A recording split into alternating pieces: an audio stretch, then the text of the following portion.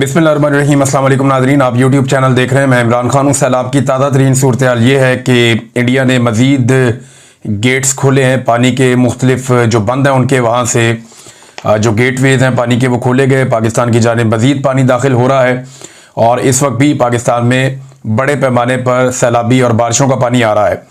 और जंग के इलाके में वहाँ पे भी कुछ बंद टूटे हैं और सैलाब अवामी जो एरियाज़ हैं जहाँ फसलें हैं वहाँ दाखिल हुआ है। स्पेशली जो शाहजीना का इलाका है वहाँ पे, फिर 18 हज़ारी के इलाके में सैलाब का पानी पहुँचा। वज़ीराबाद का इलाका आपके सामने है। चनाब के इर्द गिर्द, रावी के इर्द गिर्द और सतलुज के इर्द गिर्द सबसे ज़्यादा तबाही हुई है। चनियोट में सैलाबी रेला दाखिल हुआ पानी का और वहाँ पे एक बंद टूटा।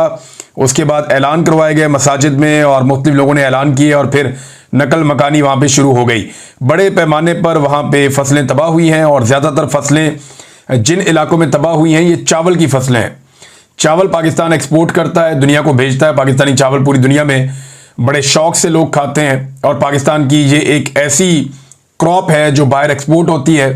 तो इस मरतबा पाकिस्तान के चावलों को नाकाबिले तलाफी नुकसान पहुंचा है और ज़्यादा सैलाब उन इलाकों में आया जहाँ पे चावलों की पैदावार होती है, यानी रावी किनारे ज़्यादा होते हैं, सतलुज वाली साइड पे होते हैं, चनाब किनारे होते हैं। और ये जो ज़मीन है हाफजाबाद से लेके ऊपर सादकाबाद तक की और ये नारोवाल की और इसके आसपास शेखुपुरा साइड, ये चावलों के लिए बड़ी मकबूल ज़मीन है। और यहाँ पे जो चावलों की फसलें हैं वो बुरी तरह तबाह हुई हैं, किसानों का एक बहुत बड़ा नुकसान हुआ है। चनियोट में लोगों ने इस बात की शिकायत की है कि शुगर मिल को बचाने के लिए हमारे इलाकों को और हमारी फसलों को डबो दिया गया है। तो इस तरह की जो शिकवे हैं वो हर सैलाब में आते हैं। अमीरों की ज़मीनें हमेशा आखिर में डूबती हैं, गरीबों के घर और उनकी ज़मीनें हमेशा पहले डूबती हैं। जैसा कि लाहौर में एक सोसाइटी को बचाने की बहुत कोशिश की गई। चूंग लाहौर का इलाका जो है वहाँ मुख्तलिफ इलाकों में सैलाब का पानी दाखिल हो गया। जिस सोसाइटी को बचाने की कोशिश की जा रही थी वो अलीम खान की सोसाइटी है।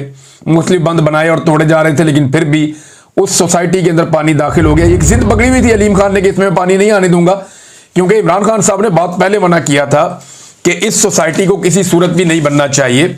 इमरान खान साहब इस सोसाइटी के लिए परमिशन नहीं दे रहे थे और यही वजह थी कि ये सारे मिलके उस्मान बुज़दार के खिलाफ हो गए थे। यानी उस्मान बुज़दार की बहुत सारी नेगेटिव चीज़ें मैं खुद भी रिपोर्ट करता रहा हूँ और मैं उसे काबिल वज़ीर आला नहीं समझता। लेकिन ये जो मामला है इसमें अलीम खान को एक प्रॉब्लम ये भी था उस्मान बुज़दार से कि ये शख्स क्यों मेरी सोसाइटी के रास्ते में रुकावट बना हुआ है। तो इमरान खान साहब के दौर के अंदर ये इशू तो था कि जो अलीम खान को परमिशन नहीं मिलती थी। इस सोसाइटी के बारे में इमरान खान साहब ने क्या कहा था, ये अलीम खान साहब की सोसाइटी है और अभी अलीम खान साहब के हवाले से और भी खबरें मैं आपके सामने रखता हूँ। लेकिन पार्क व्यू सोसाइटी, इसमें पानी दाखिल हो गया और इसके तमाम जो अहम तरीन ब्लॉक हैं जो बड़े महंगे बेचे गए हैं, लोगों ने 2-2 करोड़ 4-4 करोड़ का प्लॉट लिया, वहाँ पे घर बनाए, वो सारे डूब गए हैं। लोग अपने घर, अपने गाड़ियां, अपना कीमती सामान छोड़ के वहां से निकले फौरी तौर पे जान बचा के। और लाहौर के मुख्तलिफ होटलों में जो कमरों की कीमत है वो ज़मीन से आसमान पे पहुंच गई है, क्योंकि लोग अपनी जानें बचा के होटलों में पहुंचे और वहां पे जो होटल हैं वो फुल हो गए हैं। वहां भी लोगों को अब जगह नहीं मिल रही, लोग अपने रिश्तेदारों के घरों में जा रहे हैं मुख्तलिफ जगह पे। तो लोगों का काफ़ी माली नुकसान हुआ है, अरबों रुपए का नुकसान लोगों का हो गया। लेकिन अलीम खान साहब ने बहुत पैसा इसमें बनाया है। अब जनाब इमरान खान साहब तामीरात की इजाज़त नहीं दे रहे थे। इमरान खान साहब ने क्या कहा था, जरा ये आप सुने। आप अलीम खान का ये है कि उन्होंने 300 एकड़ जमीन ले ली रावी के अंदर, वो लीगल करवाना चाहते थे और रावी के बेड के ऊपर इलीगल है जमीन।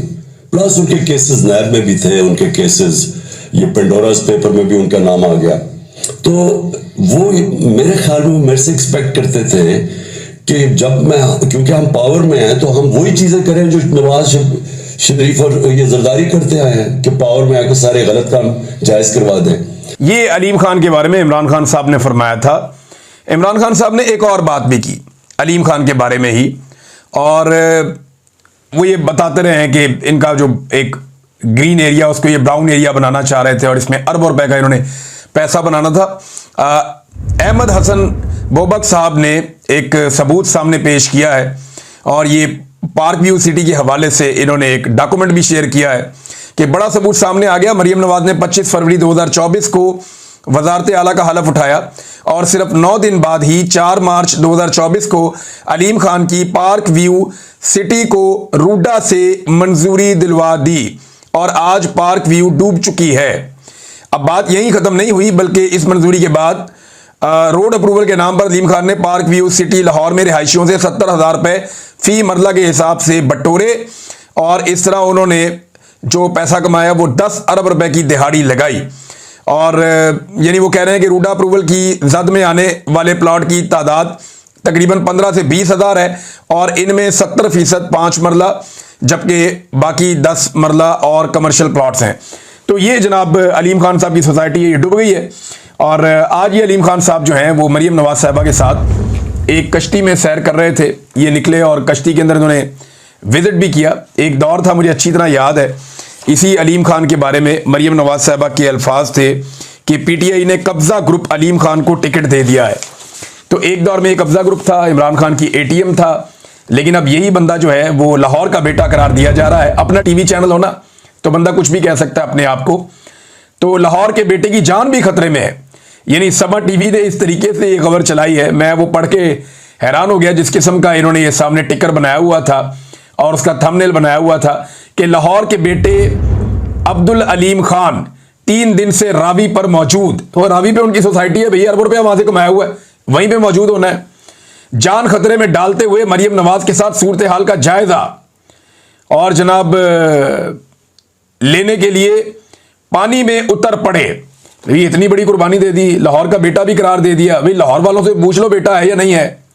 लाहौर में जो इलेक्शन इन्होंने लड़ा है, इमरान खान साहब के एक अदना कारकुन ने दिन में तारे दिखा दिए थे और लेंथों के साथ उसने इलेक्शन हराया था, लंबी लीड के साथ इलेक्शन हराया था।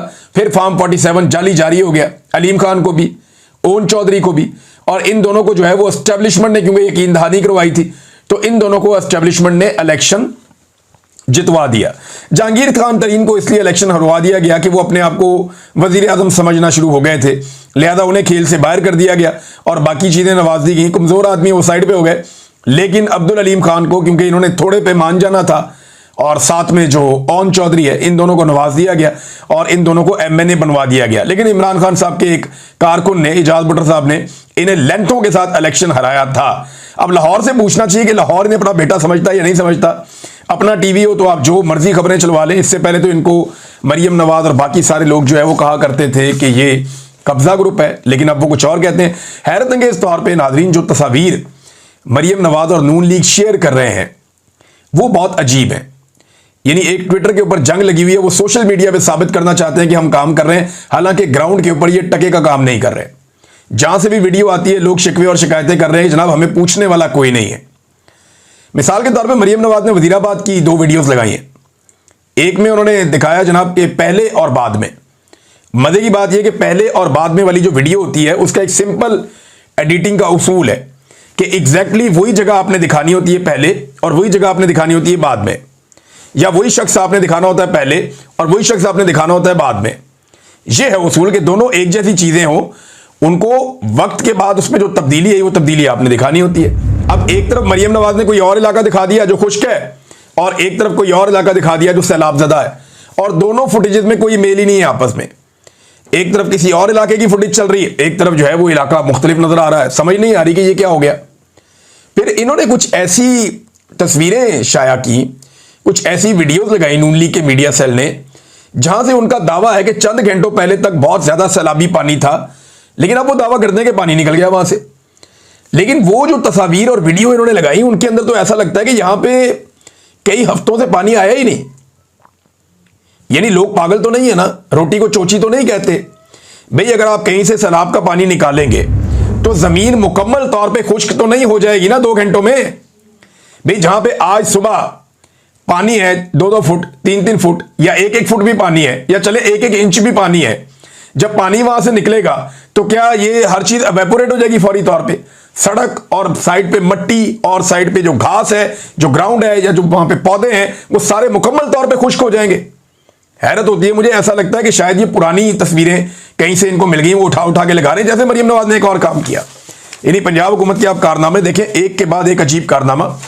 मरियम नवाज ने कोई एक मुहर्रमुल हराम के हवाले से मीटिंग की थी, लगभग 2 महीने पहले की बात है। उस मीटिंग की जो वीडियो है उसको सैलाब की मीटिंग बना के जारी कर दिया। ये पंजाब हुकूमत के कारनामे, एक के बाद एक कारनामे कर रहे हैं। एक के बाद एक कारनामा कर रहे हैं और शो ऐसे कर रहे हैं जैसे कि बहुत जबरदस्त ये काम कर रहे हैं। अपनी नालायकी का भी मरियम नवाज ने खुद ही पोल खोल दिया। ये देखें आप, ये एक मरियम नवाज को किसी सहाफी ने सवाल किया और पूछा कि जनाब ये क्या जरूरत थी कश्ती में बैठ के दरिया में जाने की। तो वो कहती मेरे जाने का फायदा हुआ। और फायदा क्या, वो बता रही है कि कश्ती में जाने से मुझे पता चला कि कश्तियों में रेस्क्यू करने का जो बुनियादी सामान है वो मौजूद नहीं है। यानी अपनी नाअहली का, अपनी हुकूमत की नाअहली का खुद ही पोल खोल रही हैं। वायरलेस सिस्टम नहीं है, इमरजेंसी लाइट्स नहीं है कि रात के वक्त और शाम के वक्त जाना पड़े तो, लाउड स्पीकर जो है वो भी नहीं है, और इसके अलावा फर्स्ट एड का भी सामान नहीं है, खुश्क राशन जो है वो भी नहीं है, और कश्तियों के इंजन भी बेहतर हालत में नहीं है, चलती हालत में नहीं है, यानी उनको भी ठीक करवाने की जरूरत है। तो ये मरियम नवाज साहब को पता चला। अब सैलाब की प्रेडिक्शन जो है वो 15 दिन से ज्यादा हो गए आई हुई है। 1 महीने पहले से वार्निंग जारी की गई थी महकमों की जानिब से कि सैलाब आ सकता है। तब से लेकर अब तक ना कश्तियां चेक की गई, ना लाउड स्पीकर चेक किए गए, ना लाइटें चेक की गई, ना इंजन चेक किए गए, और ना ही रेस्क्यू करने का जो एक बुनियादी सामान होता है वो कश्तियों को या रेस्क्यू वालों को मुहैया किया गया। गो के रेस्क्यू का महकमा जो है वो बड़ी जांफिशानी के साथ काम कर रहा है, बड़ा जोर लगा रहा है। अगर ये सियासतदान इस सारे मामले से बाहर हो जाएं तो शायद वो दुगना काम कर सकें। अब ये कश्ती के अंदर बैठ जाते हैं और हाथ हिला रहे हैं, कैमरामैन इनके साथ हैं। मजे की बात यह कि कैमरामैन एक नहीं है ना, ये मिसाल के तौर पे ये वाले कैमरे में ड्रामा कर रही है ना, तो यहां पे हाथ हिला दिया, यूं करके हाथ हिला दिया। अब ये इनके दिमाग में नहीं है, इनको प्रोडक्शन का भी बिल्कुल नहीं पता कि एक कैमरामैन इधर भी बैठा हुआ है, वो जब वीडियो बना रहा है तो वो ये दिखा रहा है कि ये हाथ उधर हिला रही है, उधर बंदा ही कोई नहीं है, पूरा का पूरा दरिया खाली है। तो टिकटॉक बनाने के लिए आपको दिमाग में यह भी रखना पड़ता है कि जब मल्टीपल कैमरे काम कर रहे हों तो आपको रियल काम करना पड़ता है। आप ड्रामा करते हैं तो दूसरा कैमरा पकड़ लेता है। तो यहां पे मल्टीपल कैमरे काम कर रहे हैं। सामने वाले कैमरे में अगर उसकी फुटेज आएगी तो लगेगा जैसे मरियम नवाज हाथ हिला रही है, और वहां पे लोग शायद बहुत सारे खड़े होंगे, बाद में अगला कट लगा देंगे कहीं और से लोग किसी को हाथ हिला रहे होंगे तो उसको दिखा दिया। लेकिन जो इधर वाला कैमरा है जब वो वहां से शूट होगा तो वो दिखाएगा कि यहां पे तो 1 मील तक कोई नहीं है और इतनी दूर भी कोई नहीं है कि कोई नजर आ जाए। लिहाजा ये इस किस्म की अजीबोगरीब हरकतें कर रहे हैं, सिर्फ सोशल मीडिया के ऊपर या अपने मीडिया के ऊपर ये कंपेन चला रहे हैं कि बहुत ज्यादा काम किया है मरियम नवाज ने। हालांकि खुद ही उन्होंने अपनी नालायकी का, अपने नकम्मेपन का पोल खोल दिया है कि किसी किस्म का काम करने के वो काबिल नहीं है। ज्यादातर जो कश्तियां भी नादरीन चल रही है ना, मैं इसको इसलिए जानता हूं कि मैंने पिछले फ्लड में काम किया था। जो रेस्क्यू 1122 की कश्तियां हैं ना वो और तरह हैं, वो डिजाइंड है स्पेशली, और वो बनाई जाती हैं एक स्पेशल वो जगह से बनती है, मुझे पता है उसका, ये बाकायदा ऑर्डर देके बनवाते हैं। अब वहां रावी पे ना बहुत सारी ऐसी कश्तियां हैं जो किराए पे चलती हैं। ये 12 दरी लेकर जाती थी, वापस आती थी, वहां थोड़ा सा एक झील सी बनी उसमें सैर करवाते थे। अब वो कश्तियां हायर कर ली गई हैं, उनके ऊपर जो जाता है उन कश्तियों पे भी ड्रामे कर रहे हैं। साथ रेस्क्यू वाले भी लगाए हुए हैं, साथ ये भी लगाए हुए हैं। वो बेचारे जो काम करने वाले लोग हैं उनको भी काम नहीं करने दिया जा रहा। तो यहां पे सारे के सारे एक ड्रामा चला रहे हैं, एक टिकटॉक शो चल रहा है जिसपे सारे ये साबित करने की कोशिश कर रहे हैं जनाब हमने बहुत काम कर दिया, हमने तबाही फेर दी, हमसे ज्यादा बेहतर काम कोई नहीं कर सकता। अच्छा, भारत की जानिब से पाकिस्तान को एक प्रॉब्लम अब रहता है अक्सर कि भारत पानी रोक ले तो पाकिस्तान के लिए खुलवाना एक बहुत बड़ा मसला बन जाता है, और भारत अगर पानी खोल दे तो पाकिस्तान के लिए पानी बंद करवाना भी एक बहुत बड़ा मसला बन जाता है। तो लगातार पाकिस्तान इस मसले को अब फेस कर रहा है। नाज़रीन, पाकिस्तान हर साल कितना पानी समंदर की नजर कर देता है ये डैम्स ना बनाने की वजह से, और इमरान खान साहब ने हमेशा बहुत जोर दिया कि पाकिस्तान को डैम्स बनाने चाहिए, और उन्होंने बहुत सारे डैम्स पे काम शुरू भी किया, और वो ये कह रहे थे कि अगर हमें मौका मिला तो हम ये डैम्स मुकम्मल करेंगे। लेकिन फिर उनकी हुकूमत गिरा दी गई और वो बड़ा जोर दे रहे थे और डैम पे उन्होंने काम शुरू भी कर दिया था, उनके लिए पैसे भी रखे थे। कोरोना आने के बावजूद वो ये काम जारी रखे हुए थे। अब पाकिस्तान में तरबेला और मंगला के बाद 70s के बाद से लेकर अब तक कोई भी डैम्स नहीं बने। तो हर साल पाकिस्तान लगभग 20 अरब डॉलर से जायद का पानी समंदर में फेंक देता है। अगर सैलाब ना आए तो, अगर इजाफी बारिशें हो जाएं, सैलाब आ जाए तो पाकिस्तान 30 से 35 अरब डॉलर का पानी समंदर में फेंक देता है। इतना कीमती पानी हम समंदर में फेंकते हैं। हम 1-1 अरब डॉलर के लिए तरसते हैं, 1, 2, 3 अरब डॉलर के लिए हम तरसते हैं, लेकिन हम 20 से 30 अरब डॉलर का पानी हर साल समंदर में फेंक देते हैं, और इस साल भी हम यही कर रहे हैं। अगर हमने डैम्स बनाए होते इंडिया की तरह, इंडिया ने सैकड़ों हजारों डैम्स बनाए, बहुत बड़ी तादाद में बनाए, बड़े बड़े डैम्स भी उन्होंने बनाए, उन्होंने पानी को स्टोर किया है, उनके किसान को बर वक्त पानी मिलता है, उनकी पर एकड़ पैदावार जो है वो पाकिस्तान से दुगनी है। मैं आपको जिम्मेदारी के साथ कह रहा हूं कि उनकी फी एकड़ पैदावार पाकिस्तान से दुगनी है। उनकी फी एकड़ लागत जो है वो पाकिस्तान से आधी से भी कम है, तो वो क्यों ना खुशहाल हो इंडिया, क्यों ना उनका किसान खुशहाल हो।